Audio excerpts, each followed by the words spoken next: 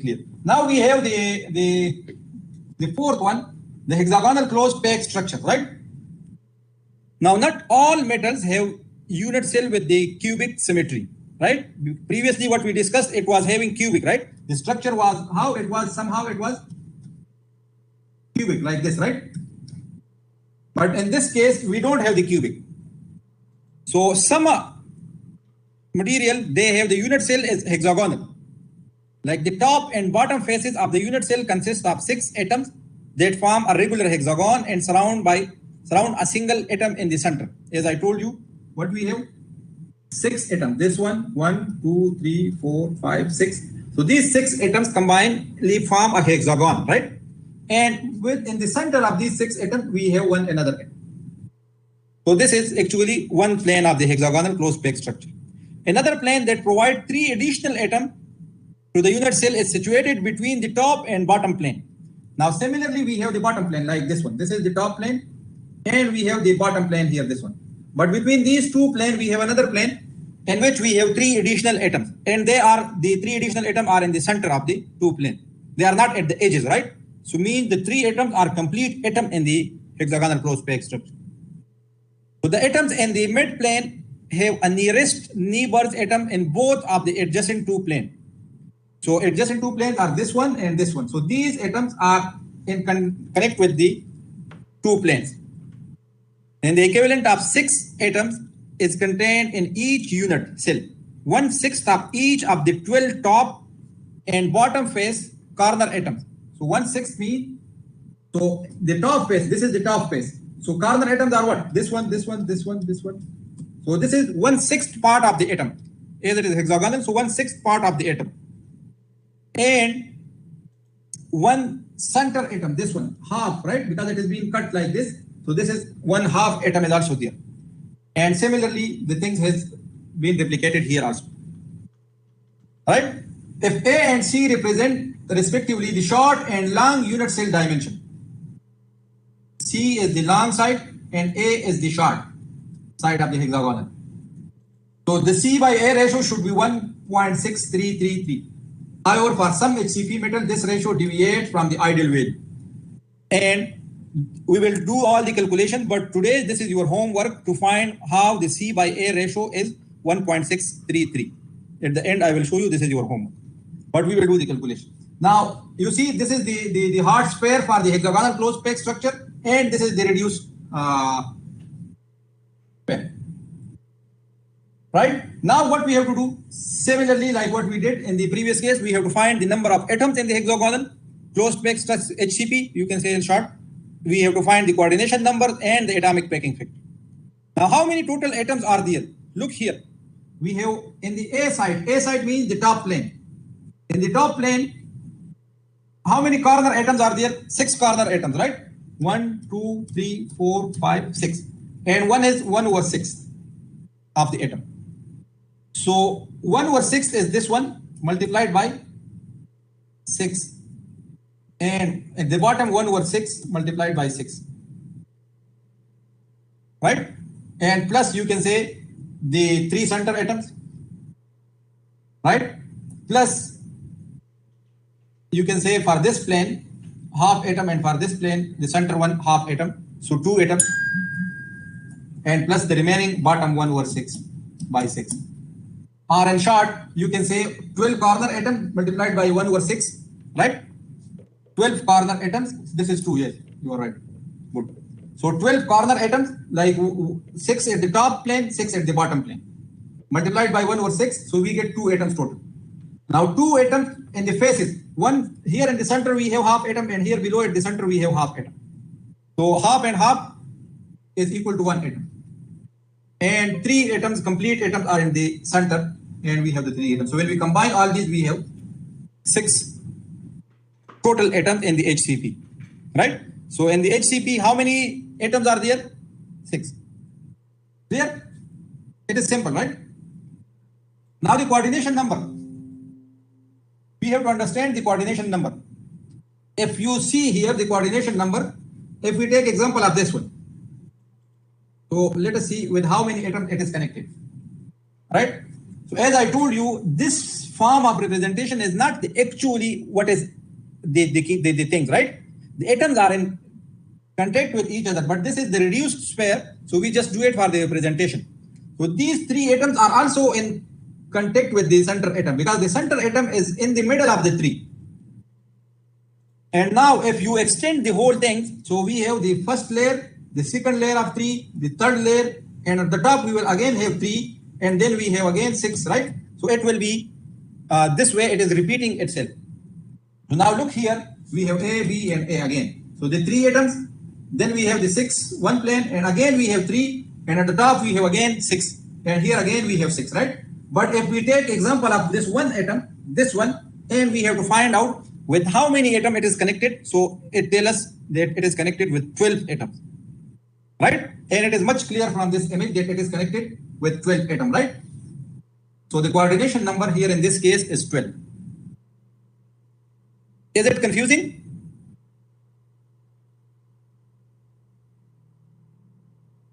No, this one is very simple. In the previous one, there was a little bit problem, but this one is easy, right? Because as I told you, this thing is repeating.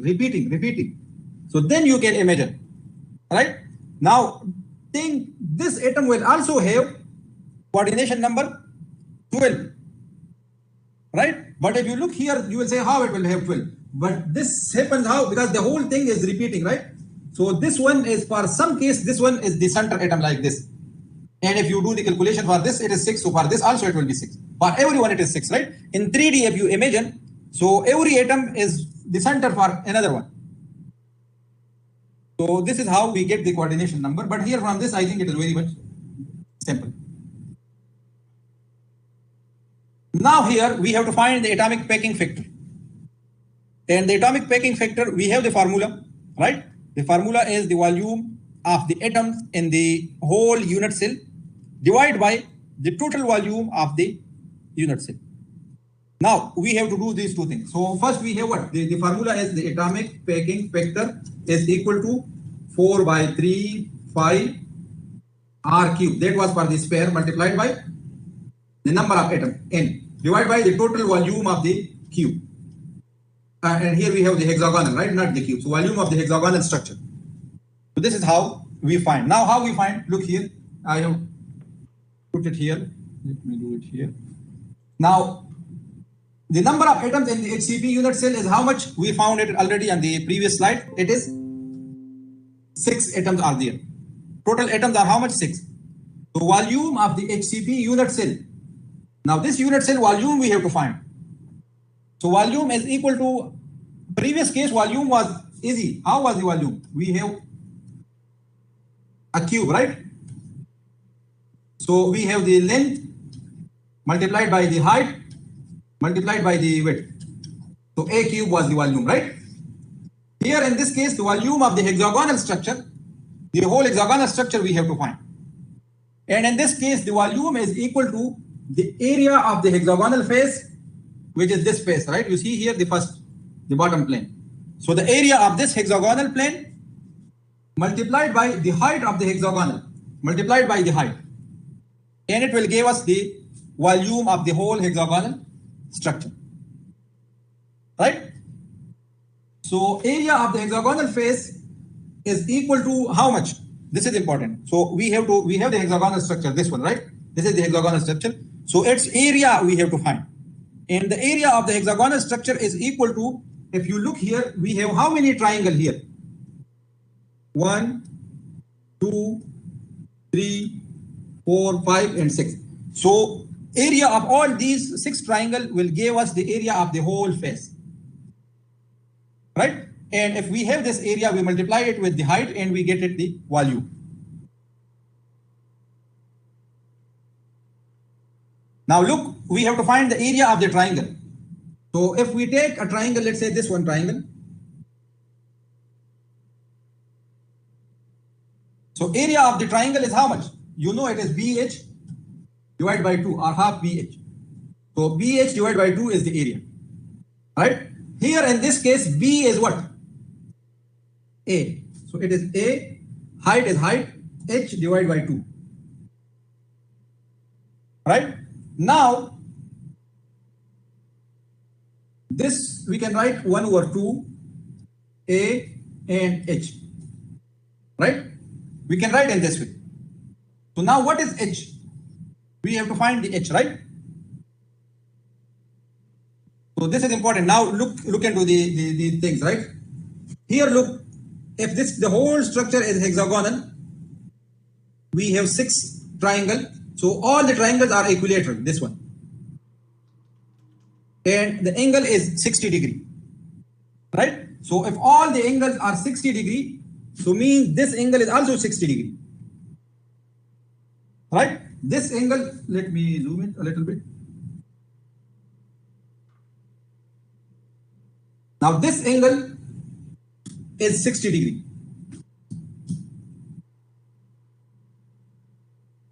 If this angle is 60 degree, we want to find H, right?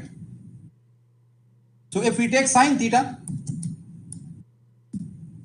is equal to, some people have, so H divided by A, this A, right? Because what we have done here, we have divided the whole triangle into 2 triangles, right? So if we draw a line here, which is the height, so this one is the right angle triangle, and we can use the trigonometric ratio. So sine 60 multiplied by A is equal to H, right? Now sine 60 is equal to what? Sine 60 is equal to, this thing is equal to under root 3 over 2. Do the calculation. Sine 60 is equal to under root, with the calculator you have under root 3 over 2, and multiplied by A, which will give us what? H. So remember this value of H, right? Which we found. So now go back to the things here. So as I told you, this thing I can write in this way, right? Half AH, and instead of H, I have to put under root 3 by 2A. So now I remove the H and just put multiplication here.